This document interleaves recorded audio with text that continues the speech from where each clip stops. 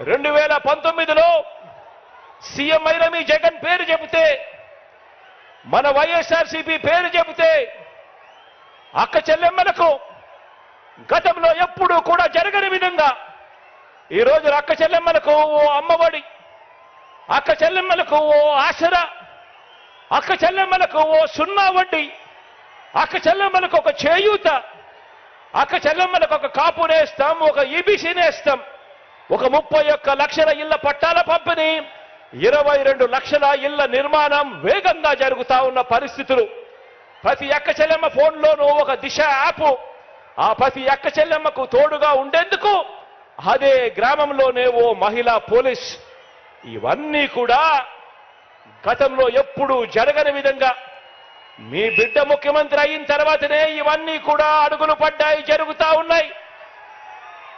ఇవన్నీ కూడా ప్రతి అక్క చెల్లెమ్మకు కొనసాగాలంటే మహిళా సాధికారతకు ఇంతగా అండగా ఉన్న జగనన్న ప్రభుత్వానికి ప్రతి ఒక్కరూ కూడా అండగా నిలవాలని, ఫ్యాన్ గుర్తు మీద ఓటు వేయాలని, మరో 100 మందికి అక్క చెల్లెమ్మ వెళ్ళి స్టార్ క్యాంపెయినర్ గా ఓటు వేయించాల్సిన బాధ్యత ఉంది అని గడప గడపకు వెళ్ళి ఆ ప్రతి అక్క చెల్లెమ్మకు కూడా చెప్పాల్సిన అవసరం ఇక్కడ ఉన్న ప్రతి కార్యకర్తకు, ప్రతి అభిమానికి, ప్రతి వాలంటీర్కు ఎంతైనా ఉంది అన్నది గుర్తు పెట్టుకోమని కోరుతా ఉన్నాను. ఆ ప్రతి ఇంటికి వెళ్ళినప్పుడు ఆ అవ్వ తాతల చిరునవ్వుల మధ్య వాళ్ళందరికీ కూడా ఒక్క మాట చెప్పండి, ఆ అక్క చెల్లెమ్మలకు చెప్పండి, ఫ్యాన్ ఎప్పుడు ఇంట్లోనే ఉండాలి, ఫ్యాన్ ఎప్పుడు ఇంట్లోనే ఉండాలి, సైకిల్ ఎప్పుడు బయటే ఉండాలి, తాగేసిన టీ గ్లాసు ఎప్పుడు సింక్ లోనే ఉండాలి. ఆ అక్క చెల్లెమ్మలకు మీరంతా కూడా ప్రతి ఒక్కరికి కూడా అర్థమయ్యేలా చెప్పండి. ఇక మన పిల్లల చదువుల విషయానికి వస్తే జగన్మోహన్ రెడ్డి గారే ఇష్టం వచ్చినట్టు మాట్లాడుతున్నారు. ఆయన ఏదైతే సింబల్ ఉందో ఫ్యాన్ రెక్కలు ఎరగొట్టి చెత్త బుట్టలో వేసేందుకు కూడా ప్రజలు సిద్ధంగా ఉన్నారు. జగన్మోహన్ రెడ్డి గారు ఈ రాష్ట్రం నుంచి అయితే తెలంగాణ లేకపోతే బెంగళూరు వెళ్ళిపోయి రాబోయే 10 ఏళ్ళు 15 ఏళ్ళు హాయిగా విశ్రాంతి తీసుకోవడానికి కూడా సిద్ధం అవ్వాలి.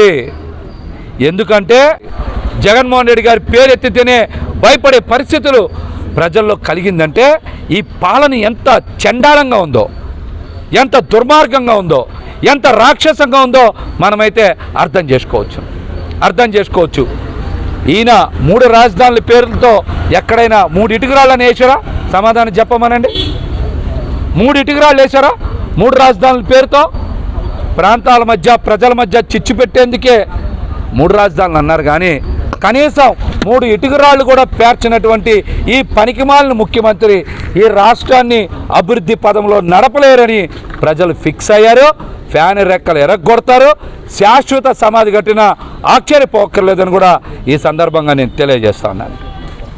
రాప్తాడు సభలో కూడా ఇష్టానుసారం మాట్లాడారు.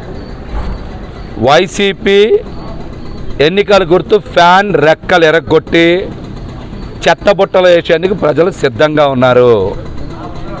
ఆయన నాలిక మడతబడి తేడా మాట్లాడారు.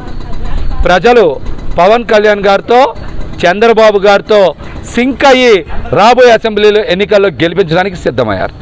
అదే మాట చెప్తా ఉన్నాం. 160 అసెంబ్లీ, 25 పార్లమెంట్ జనసేన టీడీపీ కూటమి ఉంది. ప్రజలు పవన్ కళ్యాణ్ గారితో, ప్రజలు చంద్రబాబు నాయుడు గారితో సింక్ అయి ఉన్నారు. ఖచ్చితంగా గ్లాస్కి సైకిల్కి ఓటేసి గెలిపిస్తారు.